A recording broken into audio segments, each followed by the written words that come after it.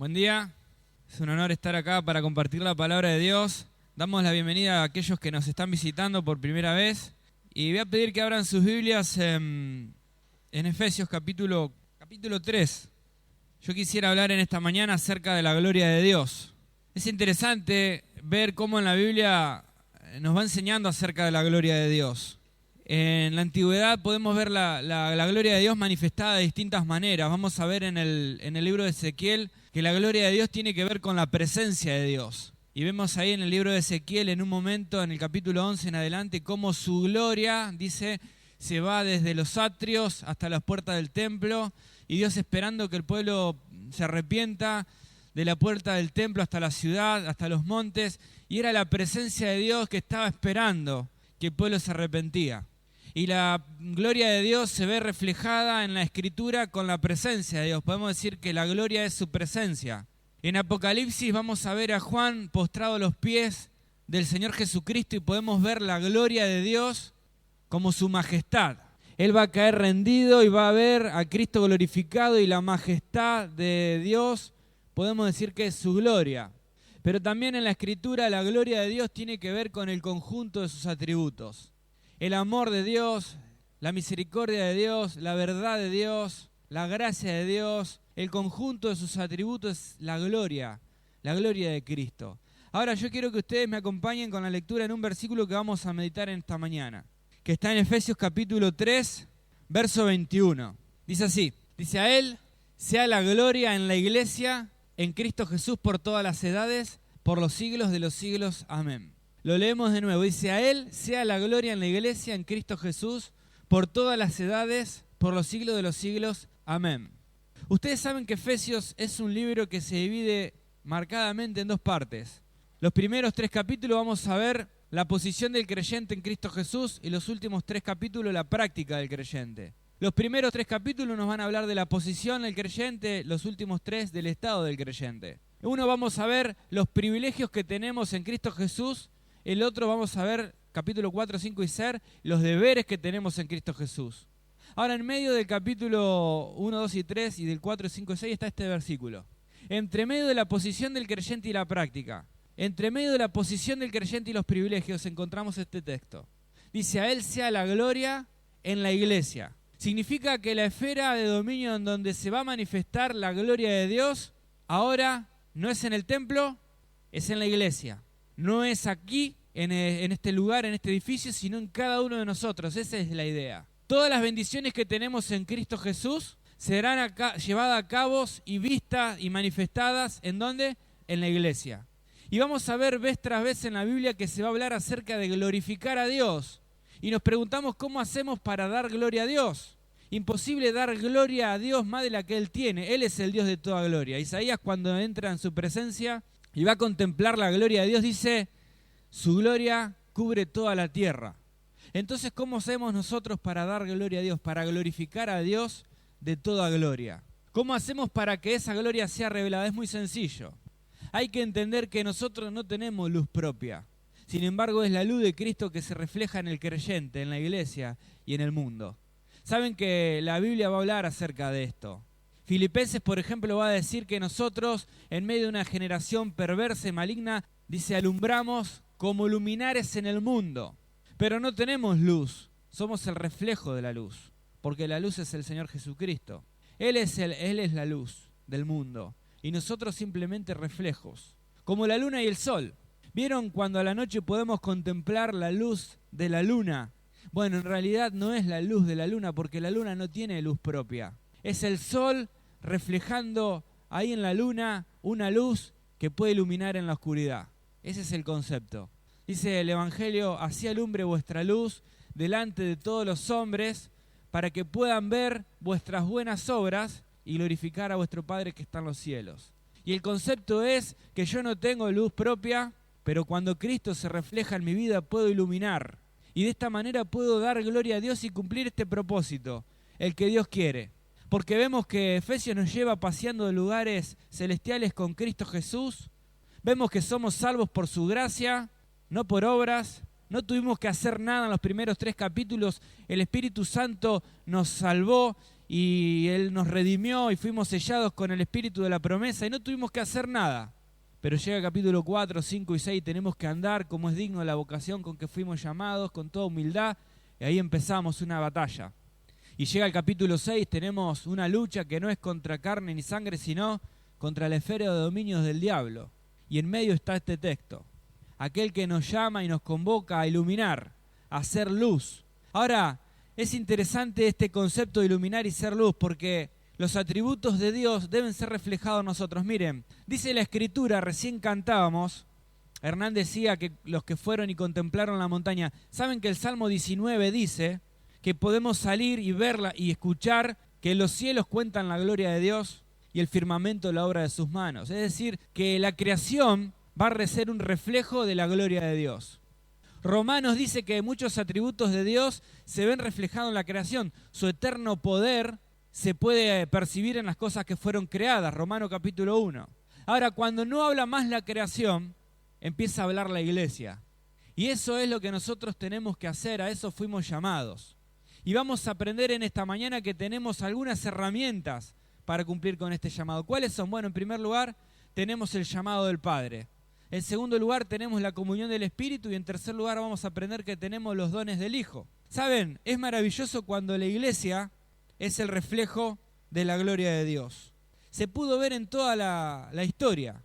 En un momento era el pueblo de Dios el reflejo de su gloria. Y Dios manifestaba el poder en ese pueblo. Y Israel no ganó ninguna batalla por el poderío militar, sino que la gloria de Dios se reflejaba en un pueblo que era esclavo, no guerrero. Y ustedes vean a lo largo de la Escritura en el Antiguo Testamento cómo hacía Dios para glorificarse en ese pueblo. Y ganaba batallas, enemigos que se desconocían y se peleaban entre sí. Iban a caer del cielo granizos que mataban a los enemigos. Y después nos dice el escritor, y fueron los muertos mayormente por el granizo, más que los que mató el ejército de Israel. Era el poder de Dios manifestado en ese pueblo. Bueno, pero ahora se va a manifestar en la iglesia. Ese es el deseo de Dios. ¿Saben qué significa? Que nosotros tenemos que salir al mundo y reflejar en la oscuridad, iluminar con la luz de Cristo. Significa que todos nosotros vamos a ser expuestos a un montón de circunstancias y la luz del Señor Jesús debe ser reflejada más allá de las circunstancias. ¿Saben? Pedro y Juan en un momento iban caminando rumbo al templo, iban a orar. Y la circunstancia era la misma de toda la vida para uno que estaba ahí pidiendo limosna, postrado. Pero estos fueron distintos en esa circunstancia. Pudieron ser un reflejo del poder de Dios y tomaron a ese joven y le dijeron, levántate y anda en el nombre del Señor Jesús. Y ellos fueron un reflejo de la gloria de Dios. Era el poder de Dios manifestado en los apóstoles. ¿Saben? Bernabé era un reflejo de la gracia del Señor cuando estuvo dispuesto a vender una heredad y traerla al pie de los apóstoles. Era reflejo de su amor, de su gracia. Esteban, dando la vida por su testimonio y por el evangelio, era un reflejo de la verdad y de la justicia de Dios.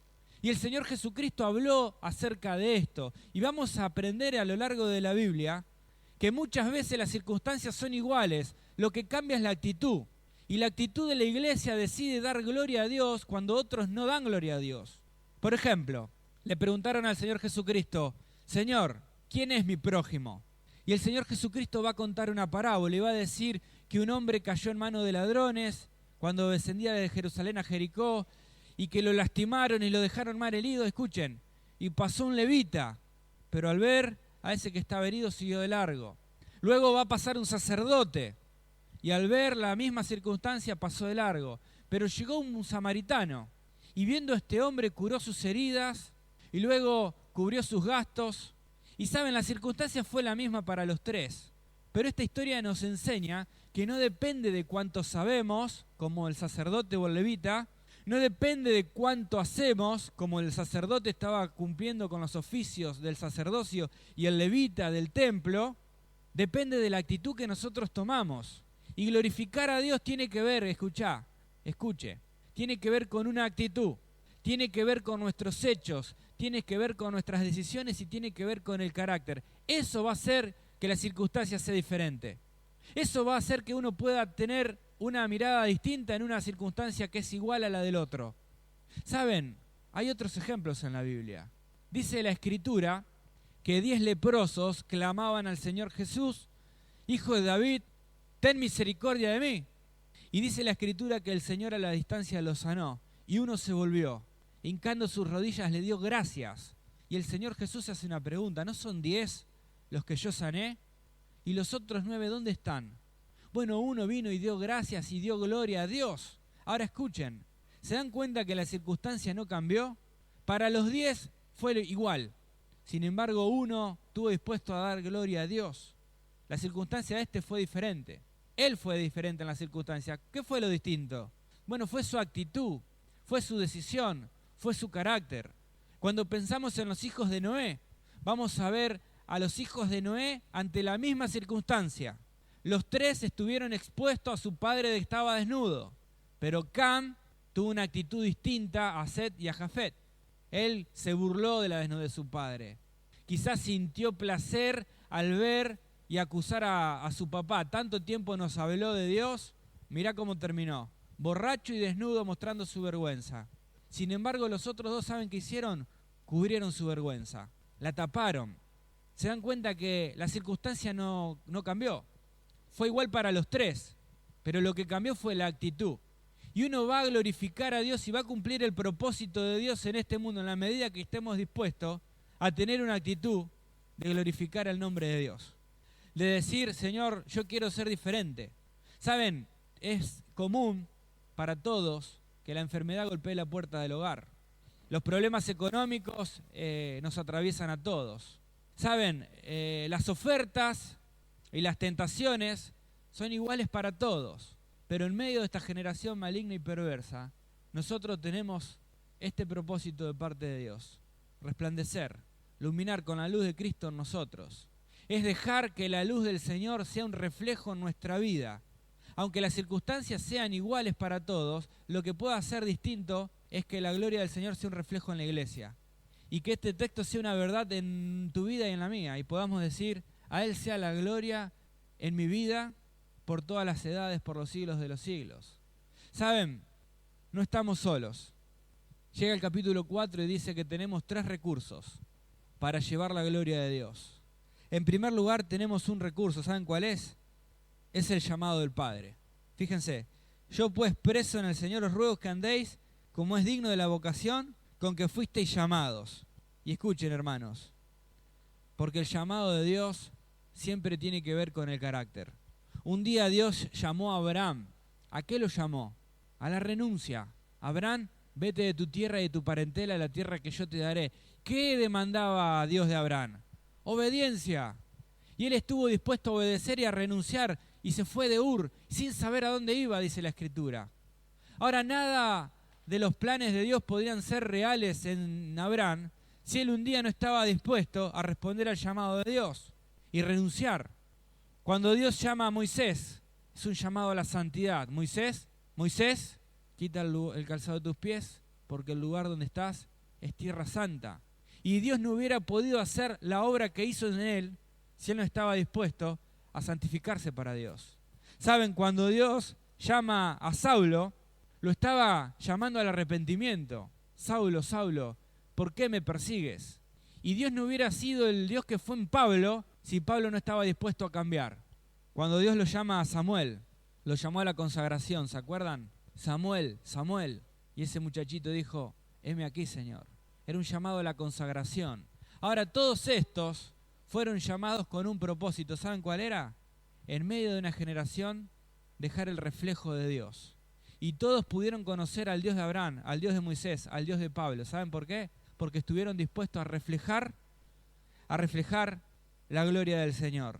¿Saben? No solamente tenemos el llamado de Dios. Cuando Dios nos llama, también llama a que nosotros podamos ser reflejo del carácter. Porque nos va a decir: con toda humildad y mansedumbre, soportándonos con paciencia los unos a los otros. Y Dios se quiere glorificar en nosotros a través del carácter. Es el carácter, las actitudes, las decisiones, los hechos, los que van a hacer que la gloria del Señor se pueda glorificar. ¿Saben? Nosotros nos llamamos la familia de la fe, porque solamente una mirada de fe es suficiente para ser salvos.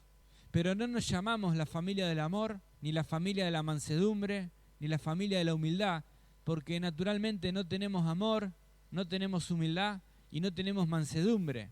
Pero cuando Dios nos llama, entendemos que empezamos a caminar y andamos la vida cristiana y vamos creciendo en aquellas cosas que el Señor nos pidió. Y en la manera que vamos creciendo en las cosas que el Señor nos pidió, podamos decir lo mismo que decimos en este texto. A Él sea la gloria en mi vida. Y yo cada día doy un paso más. Y cada día puedo iluminar un poquito más esta generación y este mundo que anda en oscuridad. Ahora, no solamente encontramos en Efesios 4 que contamos con el llamado del Padre, también tenemos la unidad del Espíritu. Fíjense, solícitos en guardar la unidad del Espíritu en el vínculo de la paz. 4. Un cuerpo y un espíritu, como fuisteis también llamados a una esperanza en vuestra vocación, un Señor, una fe, un bautismo, un Dios y Padre de todo, el cual sea sobre todo y por todos y en todos. Tenemos también la unidad del Espíritu. ¿Saben? En el Espíritu aprendemos a andar en la vida cristiana. Es una vida en el andar del Espíritu Santo, pero también vamos a aprender que es una vida en la comunión del Espíritu Santo. Es interesante que dice aquí el texto, solícitos en guardar la comunión del Espíritu. Y es importante esta palabra guardar, porque la comunión del Espíritu debe ser protegida y debe ser guardada. ¿Vieron cuando hay quizás un adorno en casa y vienen chicos de visita? ¿Qué hacemos? Lo guardamos. ¿Saben por qué? Porque es muy frágil y porque se puede romper. Y la comunión del Espíritu es así, porque ninguno de nosotros somos fáciles, porque todos nosotros tenemos nuestro carácter que tenemos que quebrar y que romper para que Dios pueda hacer una obra, y tenemos que guardar la comunión del Espíritu con los hermanos, y tenemos un montón de agentes que nos van a unificar, un espíritu, una fe, un mismo Señor, y vamos siendo guardados en el poder del Espíritu para tener comunión unos con otros, porque el enemigo se mete entre nosotros para cortar esa comunión, para romperla. Entonces nosotros las tenemos que proteger. Por eso estamos acá y tenemos comunión con Dios y comunión unos con otros. ¿Y cómo la vamos a guardar y la vamos a proteger a la comunión con el Espíritu? Bueno, con obediencia, soportándonos unos a otros. Entonces tenemos diferencias, pero nos perdonamos, nos enojamos, pero pasamos por alto, caemos y nos restauramos, nos enseñamos, nos exhortamos unos con otros, en amor. ¿Cómo vamos a hacer para ser reflejos del Señor? Saben, recién leían varios textos que hablaban del amor y siempre nos acordamos de Juan 3:16, pero también está Primera de Juan 3:16. Fíjate, ponelo en la pantalla. Primera de Juan 3:16. Dice, en esto hemos conocido el amor, en que Él puso su vida por nosotros, también nosotros debemos poner nuestra vida por los hermanos. Y este es uno de los grandes 3:16 de la Biblia. ¿Saben? Esto significa ser reflejos de Cristo. Entender que Él murió por mí y yo debo morir a mí para dar mi vida por los demás. Y de esta manera el reflejo de Cristo se va a notar en mi vida, porque mis obras se van a parecer a las del Señor. Y no solamente tenemos el andar del Espíritu, sino tenemos el control del Espíritu. ¿Cómo hacemos para ser un reflejo de Cristo? Primero, obedecemos al llamado del Padre. Segundo, obedecemos a la comunión que tenemos en el Espíritu, unos con otros. Nos amamos, nos cuidamos, nos perdonamos, pero también somos controlados por el Espíritu Santo. Y vamos a ser reflejo de Cristo en la medida que permitamos que el Espíritu Santo nos controle, nos guíe y nos domine. Y ya no me va a controlar el enojo, ya no me controlan los miedos, ni la angustia, ni la tristeza, ni me controla el pecado, porque todo esto lo entrego a Cristo, para que el Espíritu Santo sea quien gobierne mi vida y me controle. ¿Saben? Dice la Escritura, no os embriaguéis con vino en el cual hay disolución, antes sed llenos, sed controlados por el Espíritu Santo. Y la idea es que el Espíritu Santo es el que conduce mi vida. Como en un auto hay varias personas que pueden entrar, pero solamente una tiene el control, el que tiene el volante. El concepto del texto es que el Espíritu Santo sea el que tiene el control en tu vida. Y no somos mansos, pero el Espíritu Santo tiene control de mí y respondo con mansedumbre. No soy fácil, pero el Espíritu Santo está en mi vida y me hace distinto. Me dañaron y hay cosas que tengo guardadas en el corazón, pero el Espíritu Santo es aquel que me ayuda a perdonar. Es el Espíritu Santo el que me ayuda y el que me controla. Y no solamente tenemos el llamado del Padre, la comunión del Espíritu, también tenemos los dones del Hijo. Fíjense, verso 7. Pero a cada uno de nosotros fue dada la gracia conforme a la medida del don de Cristo. Decimos que tenemos el llamado del Padre, somos llamados a andar con dignidad. Tenemos la unidad del Espíritu, verso 3, solícitos en guardar la unidad del Espíritu, pero también tenemos el don del Hijo. Cada uno, verso 7, de nosotros nos fue dada la gracia conforme a la medida del don de Cristo. Verso 11. Y Él constituyó a unos apóstoles, a otros profetas, a otros evangelistas y a otros pastores, a fin de perfeccionar a los santos para la obra del ministerio, para la edificación del cuerpo de Cristo. Y ahí todos llegamos a la unidad de la fe, al conocimiento del Hijo. La idea es que Cristo ha derramado en cada uno de nosotros por el Espíritu dones. Y dice la Escritura que a algunos constituyó apóstoles, a otros maestros. ¿Y cómo hacemos para ser reflejos de Cristo? ¿Cómo hacemos para ser luminares en el mundo? En primer lugar, entendemos que Dios nos llamó. Y siempre que Dios nos llama, algo quiere hacer con mi carácter. En segundo lugar, tenemos la comunión en el Espíritu unos con otros. Y el Espíritu Santo nos controla. Y podemos gozar de una hermosa familia. La familia de la fe, y vamos creciendo. Pero sabemos que en tercer lugar, hemos sido capacitados con el don de Cristo. Y Dios ha derramado en cada uno de nosotros capacidades, dones y talentos para que nosotros los podamos traer a los pies y estar dispuestos a hacer un reflejo. Una vez el Señor les enseñó la actitud, la manera en que los discípulos tenían que ejercer esos dones. Y el Señor Jesucristo se puso en condición de siervo. Y ahí estamos en Juan capítulo 13, celebrando la última cena, y la costumbre decía que el anfitrión tenía que lavarle los pies a los huéspedes. Pero como no estaban claras las cosas, ninguno de los discípulos quiso tomar el rol de un siervo. Y nadie estaba dispuesto a lavarle los pies a los demás. ¿Se acuerdan que de Jerusalén venían a adorar y a celebrar la Pascua de todos lados? Había baños públicos donde la gente se bañaba, pero después tenía que ir a una casa que muchas veces la alquilaban, y en esa casa volvían a celebrar la cena. Desde esos baños públicos a esta casa, el cuerpo quedaba limpio, pero los pies se volvían a ensuciar por los agrestes senderos que había en Jerusalén. Entonces el anfitrión o el siervo del anfitrión lavaba los pies a los que venían de visita. Estamos en el aposento alto y ninguno quiso lavar los pies. Y el Señor Jesús se ciñó el manto, preparó el lebrillo y empezó a lavar los pies a los discípulos. Y Él les va a enseñar cómo. Bueno, Él nos dio un don a cada uno para servir con esta actitud, con la actitud de un siervo. Y Él te ha dado dones y capacidades para que vengas aquí y para que te puedas ceñir la toalla y preparar el lebrillo para servir a tus hermanos, que estamos aquí. Y el concepto del don es que vos tenés algo, usted tiene algo que el hermano que está al lado suyo no tiene. Y lo necesitamos porque funcionamos en la idea de cuerpo. Y lo tenemos que hacer con este espíritu, con esta actitud. Porque servicios hay muchos, ministerios hay un montón. Lo que se necesita son actitudes como la del Señor. Estar dispuestos a ser un reflejo de Cristo con la actitud que Cristo tuvo. Y un día el Señor les enseñó, y un día el Señor los estimuló. Y todos estaban acostumbrados a que el Señor hacía los milagros, ¿se acuerdan? Hasta que un día el Señor le dijo, bueno, ahora les toca a ustedes. Y el Señor le dijo, ahora denles ustedes de comer. Ahí hay un problema, y ante una situación había distintas actitudes. Los discípulos dijeron, bueno, Señor, despide la multitud para que se vayan, así busquen para comer. Y el Señor le dijo, denles ustedes le van a dar de comer. Y el Señor estaba acostumbrado a hacer los milagros de Él, bueno, pero ahora le tocaba a los discípulos. Entonces Andrés va a traer un chico, va a decir, Señor, acá tenemos a este que tiene 5 panes y algunos peces, pero ¿qué es esto? Para todos. Lo importante es lo que podemos traer en las manos del Señor.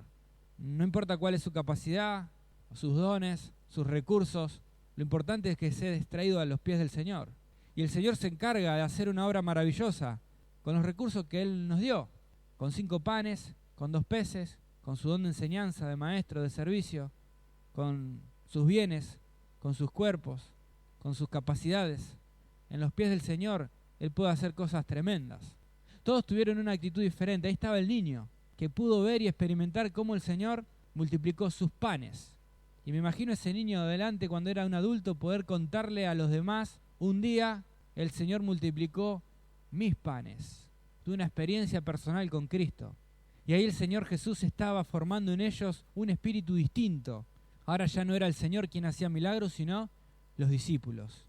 Y Pedro jamás pensó, cuando fue llamado por el Señor, que una vez iba a ser parte de un milagro semejante.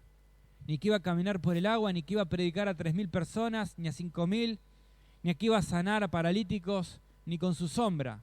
Pero eran los recursos traídos a los pies del Señor, y Él se encarga del resto. Entonces entendemos que el Señor, en primer lugar, les enseñó, en segundo, los estimuló, pero en tercer lugar, los estableció. Y el Señor se fue, pero quedaron sus discípulos. Y ya no estaba Cristo, quedaron los reflejos de Cristo. Y los carácter y las actitudes y la comunión que tenían, era notorio y evidente el poder de Dios en la vida de estos. Y la gracia de Dios se manifestaba en estos. Pero en un momento los discípulos dejaron de hacer milagros. Pedro dejó de hacer milagros en el libro de los Hechos. Ya no es el principal personaje Pedro como en los primeros 5 o 6 capítulos. Dios levanta a otro y ahora Pablo es el que hace milagro. Pedro no hace más milagros. Luego Pablo muere, deja de hacer milagros. ¿Y quién sigue? La iglesia. Y pasan 2000 años y ya no está más el Señor ni sus discípulos. Hoy estamos nosotros. Y nosotros somos los que tenemos esta obligación, el privilegio y la responsabilidad de este llamado, el llamado del Padre, la comunión del Espíritu y los dones del Hijo. Él nos llamó para tener el carácter del Hijo. Tenemos todos los recursos porque el Espíritu Santo ha hecho morada en tu vida y en la mía. Él nos ha bautizado, tomó tu vida y la ha colocado en el cuerpo de Cristo. Dios ha repartido dones y ahora nos queda esta tarea que leíamos. A Él sea la gloria en la iglesia, es decir, en tu vida y en mi vida. Que el reflejo de los cielos sea manifiesto y notorio en tu vida y en la mía. Mirá, no es tener un ministerio, es más que eso. No es formar parte de un equipo de trabajo ni asistir a la iglesia. Es más que eso. Hemos sido llamados con nuestras actitudes, con nuestros hechos y con nuestras decisiones a marcar una diferencia, a iluminar, que nuestro carácter, nuestras obras puedan ser un reflejo de los cielos, para que los demás puedan ver tu vida, la mía, y decir, gloria a Dios, que es verdad Cristo, porque lo puedo ver en la vida de otro. ¿Saben? Cuando hablamos de la gloria de Dios, hablamos del carácter del creyente, de las decisiones del creyente, de las actitudes del creyente. Y yo quiero finalizar pensando en la actitud de Cristo, en el carácter de Cristo y en la decisión de Cristo. Porque solamente podemos comprender el poder, la gracia, los atributos de Dios mirando a Cristo. Y si hay alguien que nos está visitando y vino por primera o segunda vez, mira, quizás mucho de lo que hablé no lo podés entender, pero hay algo que tenés que saber. Que en esta mañana vos podés ver a través de los ojos de la fe el carácter, el amor y la decisión de Cristo Jesús. Por eso estamos acá muchos de nosotros, porque lo queremos imitar. No porque somos buenos, nada bueno hay en nosotros. Es que Cristo un día perdonó nuestros pecados, entró en nuestros corazones y un día, sentados allí, pudimos experimentar y ver y conocer acerca de su amor, su carácter, su actitud, sus hechos y su decisión. Cristo Jesús nació de la bienaventurada Virgen María. Habitó entre nosotros, haciendo milagros, señales y prodigios. Pero su actitud fue la de un siervo. Su corazón, un corazón amoroso. Su decisión fue morir en la cruz y dar su vida en rescate por la tuya. Porque Dios, viendo que vos y yo no podíamos, porque no hay ningún otro que pueda dar salvación, solamente en el nombre del Señor Jesucristo podemos ser salvos. Y Dios, viendo del cielo que vos y yo no teníamos oportunidades, que no había una manera para que podamos llegar al cielo, no había ninguna forma que vos y yo pudiéramos estar al lado de Dios, ni tener esperanza. Y cuando no había esperanza para vos y para mí, Jesucristo vino a darnos esperanza. Descendió de los cielos, como te conté de la bienaventurada Virgen María, Él nació, pero un día estuvo dispuesto a morir en la cruz. Por eso leíamos 1 Juan 3:16. Él fue el que estuvo dispuesto a dar tu vida y Él decidió morir en la cruz. Fue contado como un delincuente, porque en ese momento los delincuentes iban a la cruz. Dice la historia que al lado había un ladrón a su derecha y otro a la izquierda, porque esta era la costumbre de los judíos. Así mataban a los delincuentes. Y Jesucristo fue contado como uno de ellos. Y fue subido en una cruz. Clavos filosos atravesaron sus manos y sus pies. Sobre su cabeza una corona de espinas. Un soldado romano atravesó su costado con una lanza. Lo escupieron, le pegaron, se burlaron de él. Fue levantado desnudo y tuvo vergüenza. ¿Sabes para qué? Para cubrir tu vergüenza y la mía. Y él estaba muriendo en la cruz del Calvario. ¿Sabes para qué? Para darte esperanza a vos y a mí y vida eterna. Porque no hay nada que vos puedas hacer por tu salvación. Mirá, no hay iglesia, no hay religión, no hay obra que hagas que te pueda salvar. Es solamente Jesús en la cruz muriendo por vos y por mí, resucitando al tercer día y dándote esperanza. Mirá, si en esta mañana vos decidís a través de la fe que Cristo sea tu Salvador, lo podés invitar a que Él viva en tu corazón, a que perdone tus pecados y te pueda dar esperanza, perdón y vida eterna. Y es muy fácil, mira, en el lugar donde vos estás, quizás por primera vez podés tener un encuentro real y verdadero. No con una iglesia ni con una religión, sino con el Cristo que murió en la cruz por vos y por mí. Con aquel que te ama y que quiere ser tu Salvador en esta mañana. Solo si se lo pides. Yo te voy a ayudar, en el lugar donde estás podés cerrar tus ojos. Inclina tu cabeza y en el silencio de tu corazón, porque Él te conoce, Él te ama, sabe quién sos, cuál es tu nombre. Él en esta mañana se presenta en tu vida, te muestra sus heridas, las de sus manos y las de sus pies, para que a través de la fe puedas invitarlo a que sea tu Salvador. Él murió por ti y Él en esta mañana quiere ser tu Salvador personal. Mira, Él es el Salvador del mundo, pero en esta mañana puede ser tu Salvador personal solo si se lo pedís.